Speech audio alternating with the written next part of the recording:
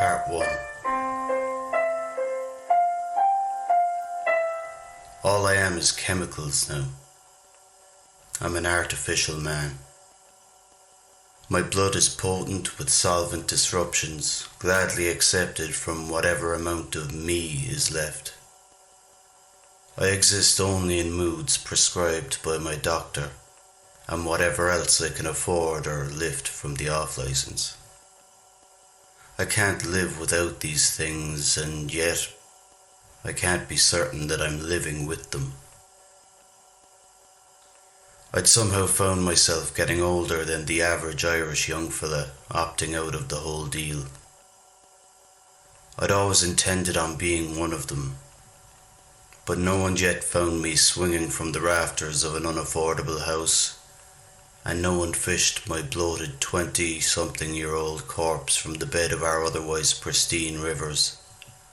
And each morning, I'd wake up one more day beyond the romance of doomed youth, traipsing into the realm of the pathetic aging alcoholic. I'd planned for no future in my 20s, and yet my 30s were happening to me all the same. I was naked and coiled in my loose bedsheet. It adhered to the sweat on my back like cling film, and I was glad to find I'd not shit or pissed myself in the night. Still though, I felt wretched. I hadn't been vomiting much lately, but my gut had hollowed out a little womb for my persistent knot of anxiety to thrive in. I had to attempt to untangle it a bit before it emanated the sickly static of distorted distress to my fingertips and toes, before my breathing fell rapid and shallow and out of sync with my heartbeat, and before forming basic cognitive considerations became a frustrating upset, leading to misguided rage and inevitable despair, all of which required energy I no longer possessed. My morning routine began. I snorted 160 milligrams of prescribed beta-prograin to rush my bloodstream and bypass my overly sensitive gag reflex. Swallowing anything relatively solid that early in the morning just led straight to regurgitation, and this was a drug required to steady the rhythm in my chest. It worked quickly. This would also provide a very necessary mental safety net as I prepared a weak mixture of diluted apple and blackcurrant with bottom shelf vodka and tap water, a concoction which would otherwise immediately be rejected from my system were it swallowed hastily without said medicated primer to cushion the shock. It'd require at least 20 minutes to a half hour of tentative sipping before the narcotic numbness and acidic marriage of booze and drugs would dissolve the tension in my stomach. And even then, comfort was a distant reach yet to be scratched at with elastic limbs and long fingernails, neither of which I currently had at my disposal. Cindy was singing to himself in the main room of the flat. He was always singing something, probably because he wasn't an alcoholic, just a sweet, simple person, and therefore content. He was my oldest and closest friend. I'd come to realize that it's not that people like him ever usually have a reason to be happy. It's that they never have a reason not to be. I just wished he could hold a fucking tune. All the same, he was harmless. And although I'd never admit it, I needed him. His role in my life was that of a caretaker. He'd attempt to feed me and he drove me places I needed to go, and he never gave me grief about my drinking. I'd have considered him the perfect partner if only I enjoyed a bit of cock. But alas, we're not all blessed with such conveniences. Cindy knocked gently on my door. Fancy some toast, Chief? I politely declined, stifling my bowels as they were still currently offering too much of an open road for my bile to travel from my belly to my mouth. Don't forget, he continued, you've to sign on for the old rock and roll today. I'd completely forgotten. Signing on for the dole was a horror for me at the best of times, and these were far from the best of times. The welfare office was about 5 miles away, and typically required between 15 minutes and half an hour of waiting in a line with strangers, or worse. People you only sort of knew, but not really. I was agoraphobic, but this was a development of relative newness in my ever-disintegrating state. So instead of adding it to the list of my mental maladies, I just decided to lump it in with the other symptoms of my alcoholism, lest I found myself overwhelmed by an already busy itinerary I'd have to eventually confront.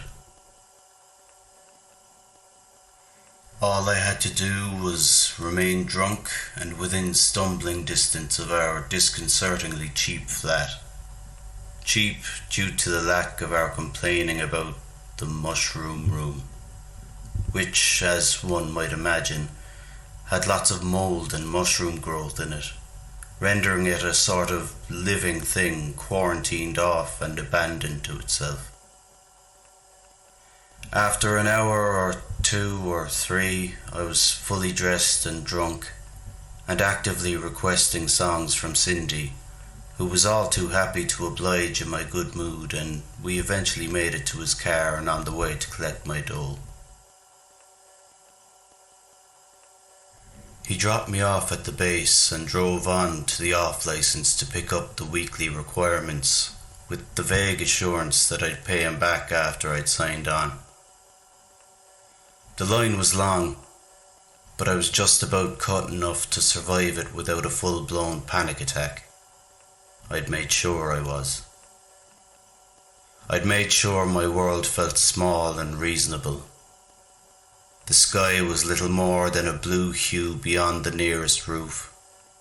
I could handle this.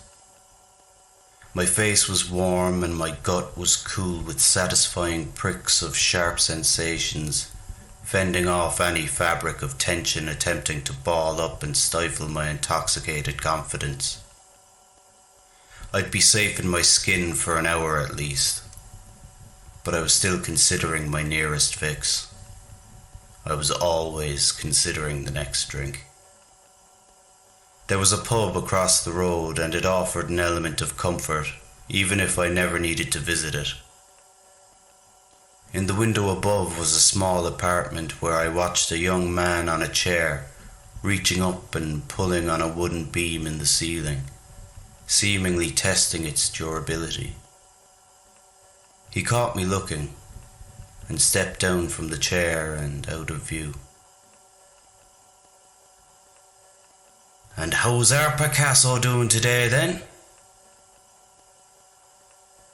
Mr. Piss had joined the queue. He was an outlaw, named as such due to his eternal odour of pant piss. It was as if the man stored urinal cakes in his pockets.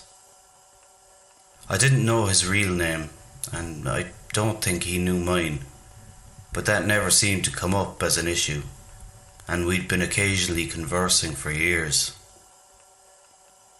He'd been calling me Picasso for months now, ever since he saw that one of my poems got printed in the local paper, and I genuinely didn't know if he was being sarcastic or thought that Picasso was a fucking poet.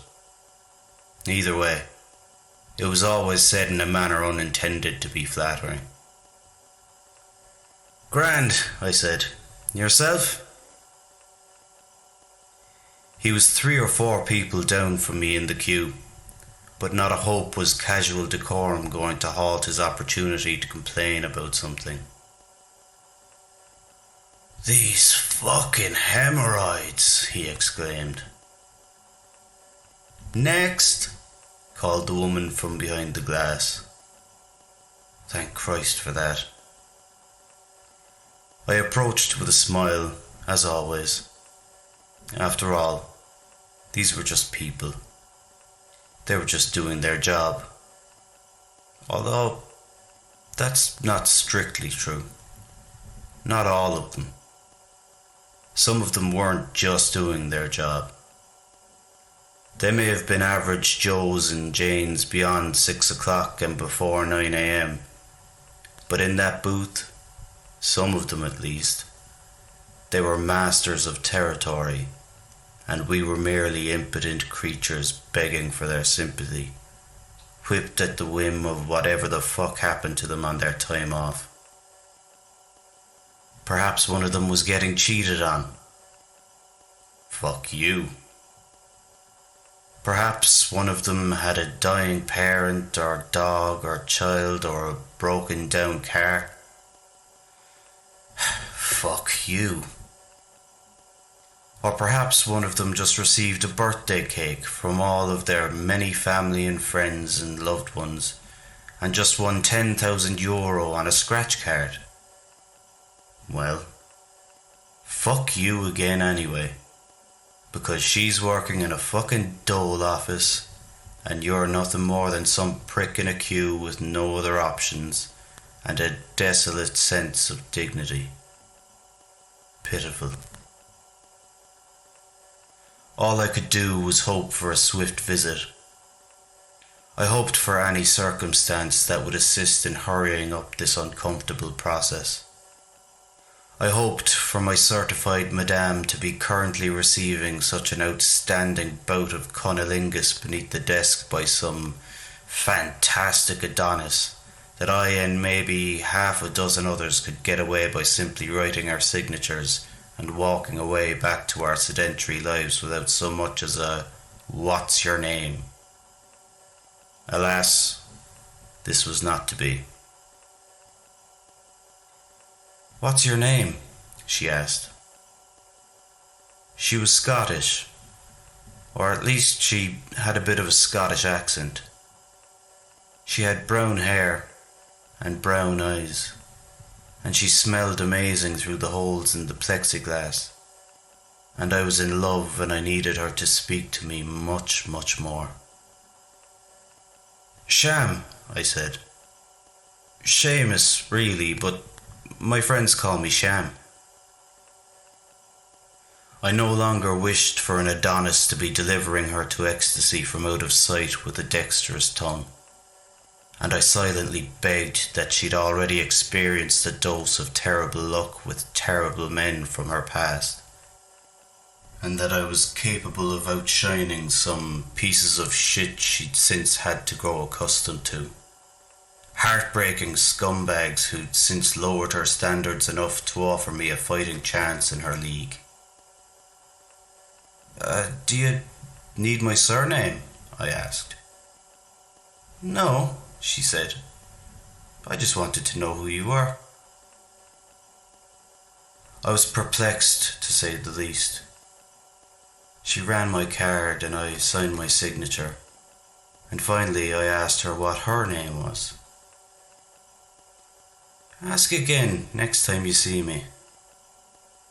She smiled, and with that I was ushered away out of the queue, intrigued yet none the wiser.